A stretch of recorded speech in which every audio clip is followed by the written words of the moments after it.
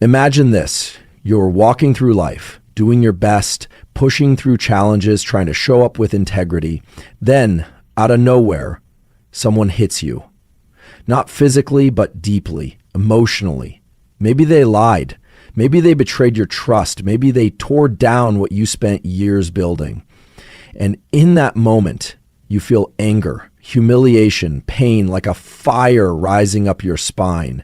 The ancient circuitry in your brain screams one thing: fight back. Take revenge. Make them feel what they made you feel. But what if I told you that your brain in that exact moment is lying to you? I'm not here to give you a moral lesson. I'm here to give you neuroscience, the truth about how your brain and body respond to pain, betrayal, and revenge. Because if someone hurts you deeply and you react with revenge, you're not just punishing them. You're also reinforcing the trauma loop in yourself. When you obsess over getting even, your brain activates the stress circuitry, especially the amygdala and the hypothalamus. Your cortisol levels spike. Your prefrontal cortex, the rational, strategic part of your brain, gets hijacked. You're no longer responding with intelligence. You're reacting with survival instincts wired for a world of predators and prey. That's not power. That's primitive. Now, here's the part that most people never hear. The most biologically empowering thing you can do when someone hurts you isn't revenge, it's transmutation. What do I mean? I mean converting pain into fuel, taking the emotional blow and turning it into a neurochemical signal to grow stronger, faster, smarter. It's not about forgiving and forgetting. That's passive. This is active. This is you saying, I will use this energy to evolve. Let's get very clear here. Resilience isn't just a mindset. It's a set of neural pathways you build through repetition. When you choose not to take revenge, when you choose instead to focus on your craft, your goals, your mission, your brain learns that it doesn't need to burn itself down to feel powerful. It learns emotional self-regulation. It grows the connections between your limbic system and your prefrontal cortex. And those connections, that's where real strength lives. That's where high performers are made. So when someone tries to crush you, hurt you, humiliate you, don't fantasize about how you'll strike back. Fantasize about how unstoppable you'll become. Visualize the version of you who doesn't just survive the storm, they study the storm, they harness it, and they build wind turbines from the wreckage. So the next time you get hurt so badly that you feel like breaking something or breaking someone, remember, the greatest revenge is not destroying them.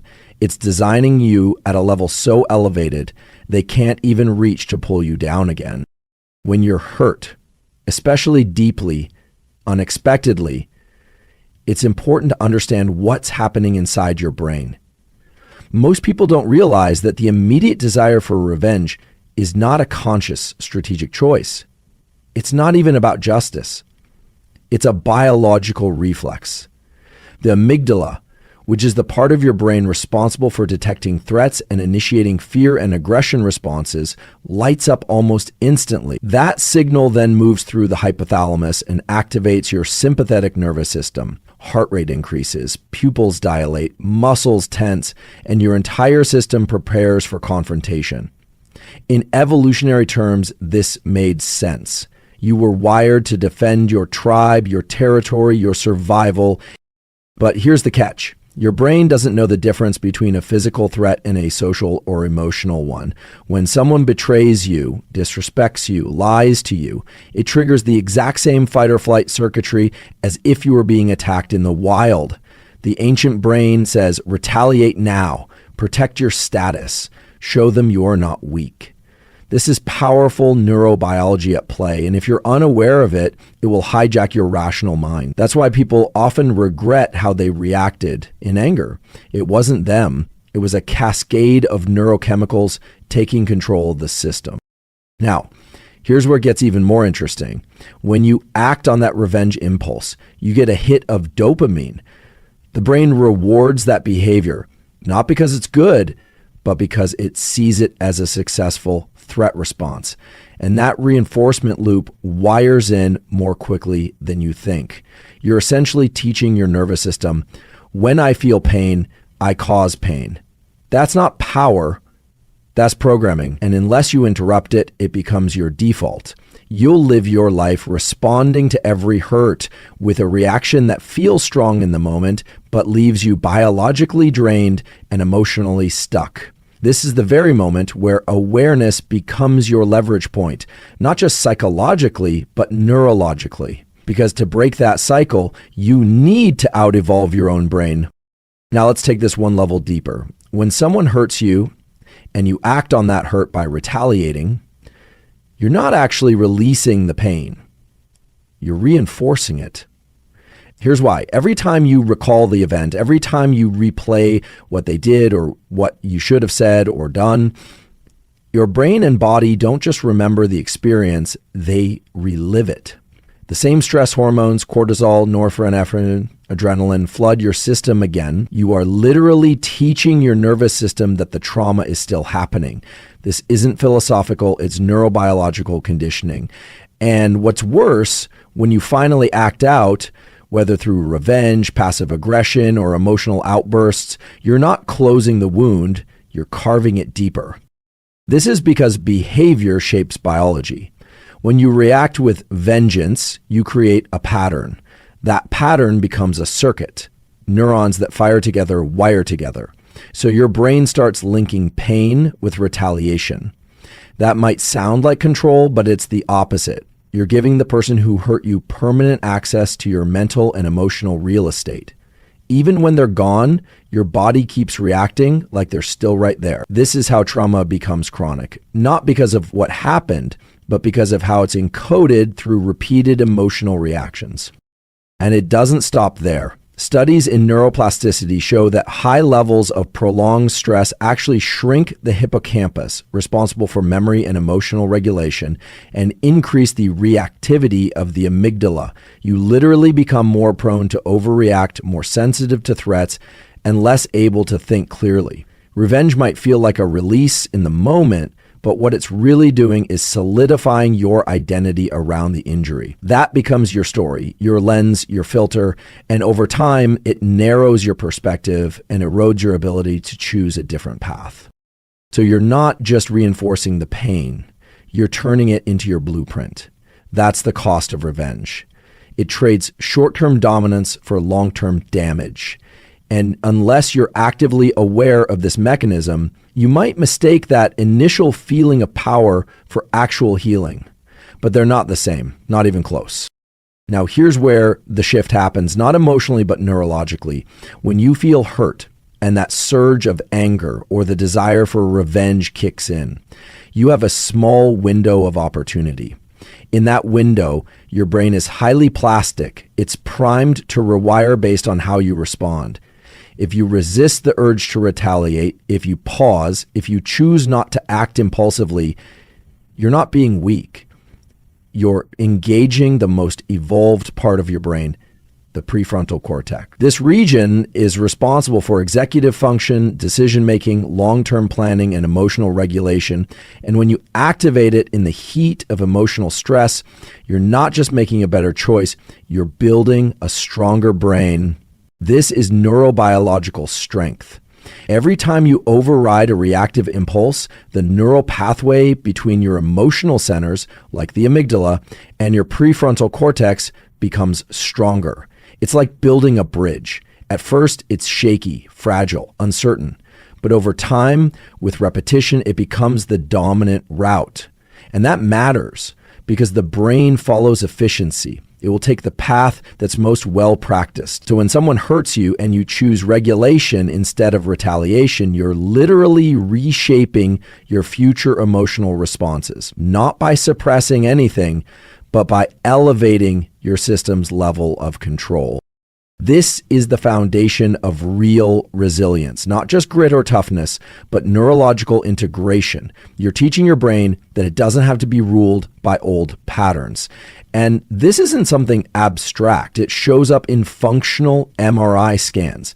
People who practice this kind of control show increased gray matter in the prefrontal cortex and decreased reactivity in the amygdala. That means less overthinking, less emotional volatility, more clarity, and more grounded confidence.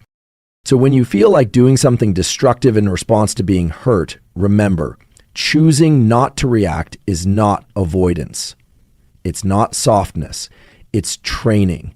It's performance at the neurological level. You're literally forging a new identity, one that's not driven by wounds, but by mastery.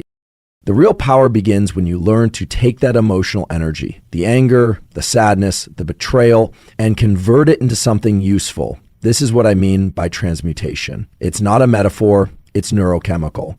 When someone hurts you, your body produces a spike in stress chemicals, cortisol, norepinephrine.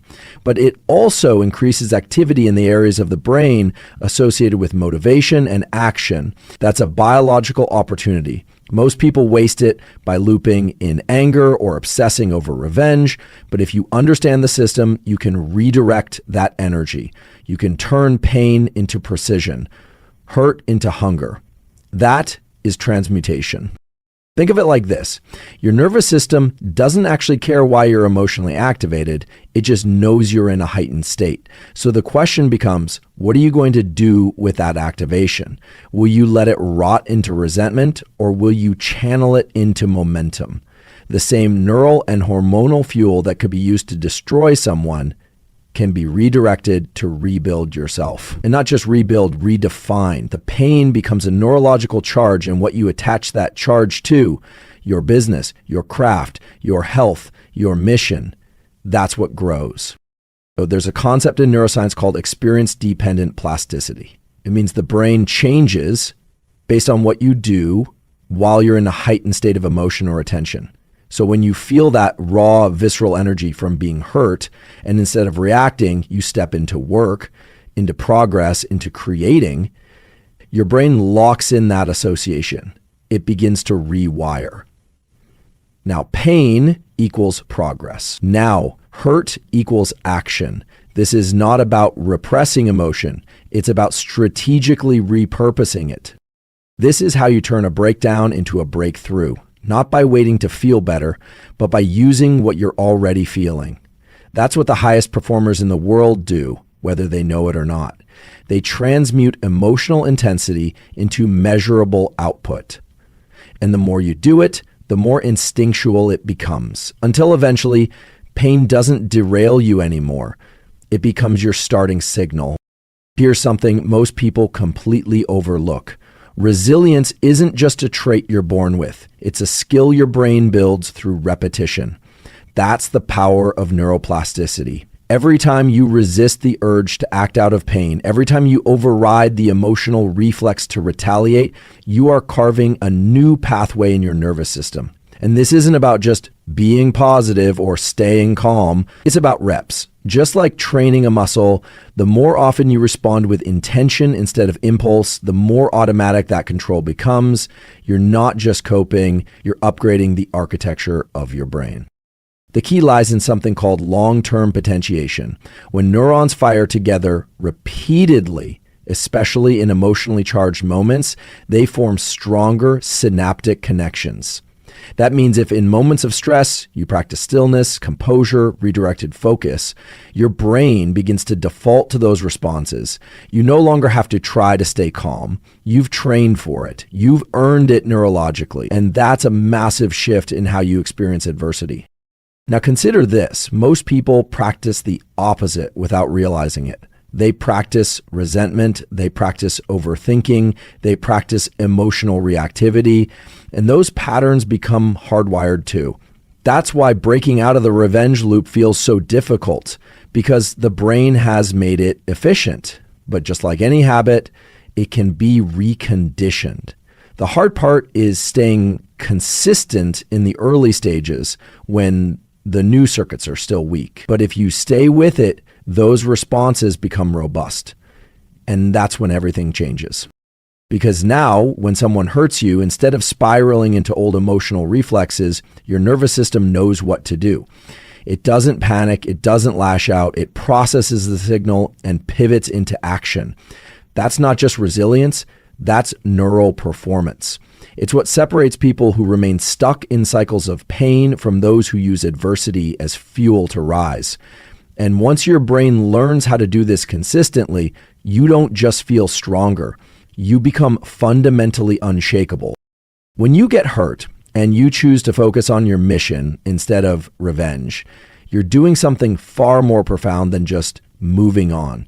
You are redirecting your brain's reward system, specifically the dopaminergic circuitry that governs motivation, focus, and sustained drive. The human brain is built to pursue goals. Dopamine isn't just about pleasure, it's about anticipation, effort, and progress. And here's what most people don't realize. When you lock onto a purpose, when you shift your attention from the person who hurt you to the outcome you're building toward, your brain begins to release dopamine in response to that forward movement. Now contrast that with revenge. You get a short-term spike, maybe even a sense of satisfaction, but it crashes fast. It doesn't give you a pathway to build on. It's not progressive, it's reactive. But when you attach your emotional energy to a vision, a mission, a goal that's aligned with who you want to become, the dopamine becomes renewable. That's how you create sustainable momentum. You train your brain to find reward not in retaliation, but in results. This shift also activates what neuroscientists call the task-positive network, the brain's focus and goal-directed circuit. It's the opposite of the default mode network, which is where rumination and overthinking live. So when you focus on your mission, you're not just distracting yourself, you're restructuring your mental state. You're moving out of emotional chaos and into neural coherence. And what's powerful is that the more you repeat this, the more your brain craves it. You begin to associate adversity with opportunity, pain with performance. Instead of being hijacked by negative emotional loops, your system gets pulled forward by purpose. That's not toxic positivity, that's neurochemical mastery. You're not ignoring the hurt, you're just alchemizing it into something that actually builds you. So when someone tries to bring you down, you don't need to react, you just need to refocus. Because your reward system, your focus, your biology, they all start working for you instead of against you. That's when progress becomes inevitable. Your nervous system is not just a passive observer of your emotional life, it's an active participant. It listens, adapts, and rewires itself based on the decisions you make repeatedly. When you choose to dwell on pain, when you obsess over the person who wronged you, your body memorizes that pattern. Your heart rate variability changes. Your breathing becomes more shallow. Your baseline stress levels rise. That becomes your new normal. But, and this is critical, when you make the decision to refocus, to channel your attention into something constructive, your entire physiological state shifts. You teach your nervous system a new rhythm. That rhythm becomes your edge. What people don't often realize is that your internal state, your breath, your posture, your heart rate, feeds back into your brain. It's a loop. When you act calm, breathe deep, and direct your thoughts forward, your brain interprets that as safety. The limbic system downregulates.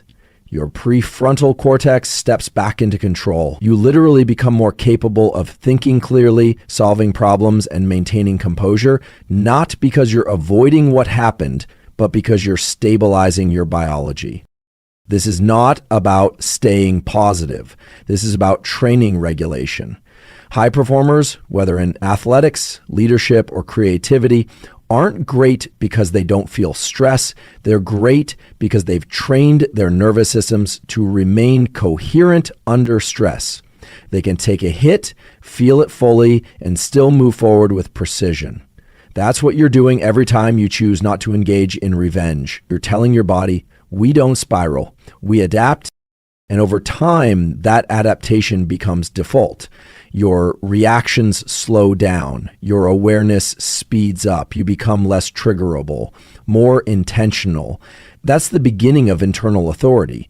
And once you start operating from that place, it doesn't matter who tries to provoke you. You've already moved beyond the level where they can access your nervous system. You've trained yourself to respond, not react. That's real control. That's real freedom. Emotional self-regulation isn't just some personality trait that a lucky few are born with. It's a trainable biological function. Your ability to stay grounded, to not lash out when you're triggered, to not let someone else's behavior hijack your system, comes down to how well your brain can communicate with your body under stress.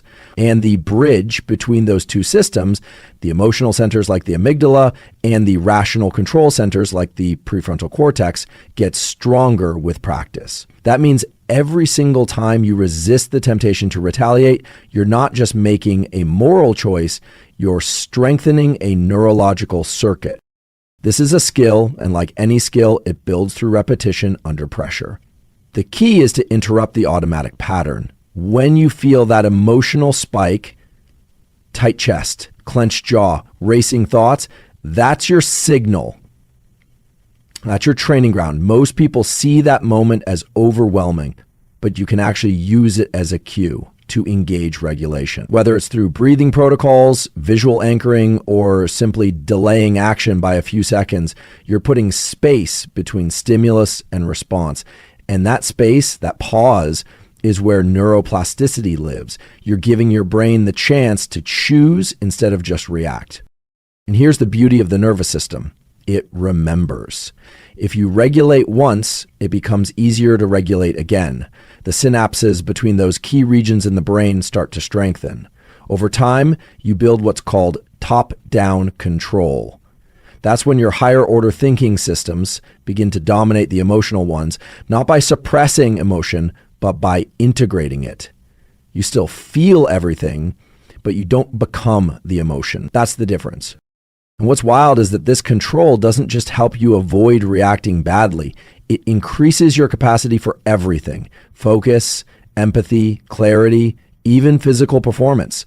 Because when your system is regulated, your full cognitive bandwidth becomes available. You stop leaking energy into anger and start channeling it into action. That's the reward of emotional training. It's not just peace, it's power. Revenge may feel satisfying in the moment, but the truth is it doesn't produce long-term results. In fact, it often leaves you empty, exhausted, and stuck in the very loop that caused you pain. You get a temporary spike in dopamine, a quick hit of satisfaction, but that wears off quickly. The problem is that rush doesn't last, and what follows is a crash. Your brain returns to its baseline, but now the emotional residue is still there, unresolved. The cycle is complete, but the injury hasn't been healed. You've spent energy, emotional and physiological, for nothing more than a brief sense of relief. Think about it this way. When you engage in revenge, you're reacting to the past, reliving old pain, and reinforcing your identity as a victim. But when you channel your energy into progressing toward your goals, whether personal, professional, or relational, you're responding to the future. You're building a new self. You're not trapped in a cycle of reactivity. You've broken free to move forward. This shift doesn't just improve your emotional state, it changes your brain's wiring. You literally become a different person, one who isn't defined by past wounds, but by the future you're creating. This is the essence of true strength. It's not about feeling powerful in the moment. It's about using every challenge to craft a version of yourself that's unshakable, resilient, and perpetually moving toward your highest potential. That's the kind of power that lasts. When someone hurts you, the natural instinct is often to seek revenge or to make them feel what you're feeling. But what if, instead of sinking into the drama and bitterness, you focused all that energy into becoming so good that they no longer matter? This is where true power lies. Instead of being consumed by anger, sadness, or resentment, you use the experience as fuel to elevate yourself to become more than you were before. Here's the science behind that idea. Your brain operates in a way that's highly responsive to your goals. When you focus your attention on achieving something, especially something that demands your full attention and effort, your brain releases neurochemicals that fuel your perseverance. You feel more alive, more driven, and more capable. That's dopamine at work, the neurochemical reward for progress and goal achievement. Right? So by focusing on becoming your best self, you're actually rewarding your brain with sustained motivation and satisfaction that is far more powerful and lasting than the fleeting satisfaction of revenge. But here's the deeper neurological impact. As you continue to improve, as you keep honing your